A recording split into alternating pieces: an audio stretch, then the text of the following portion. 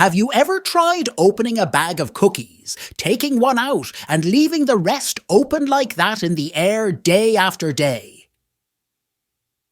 If you look closely, you will notice that there are many types of biscuits that when left exposed to the air become soft. But on the contrary, if you bring a loaf of fresh bread and leave it exposed to the air, the next day you will find it as hard as firewood. What does it mean that there are things that, if left in the air, become soft, and other things, if left in the air, become dry? Hello, I am Mohammed Saleh, but before we start, if you are still new to the channel, do not forget to subscribe to the channel and activate the bell to receive our videos first.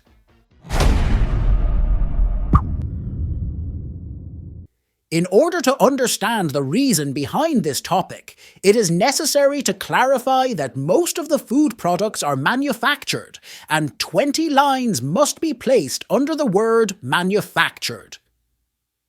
Companies try to keep them very dry, which means their water content is as low as possible because their shelf life is longer. Because water or moisture in general is a major factor in food spoilage. Accordingly, most manufactured items will be completely dry, such as manufactured biscuits, chips, or most types of snacks. Together, they become greedy at sucking moisture from the air. When they absorb moisture, it softens. On the other hand, unprocessed items, such as bread, are already soft on the inside and contain some water. Accordingly, it does not need to absorb any moisture from the air. What happens is that if it stays in the air for a long period of time, the opposite happens. The water in it begins to evaporate and is transferred from the bread to the atmosphere, and this makes the bread gradually dry out over time. By the way, this evaporation process is the basis of the topic. This means that even the biscuits that we talked about when we put them in the air are, yes, veterinary. But if we leave them for a longer period of time, we will find that they begin to dry again and remain very hard.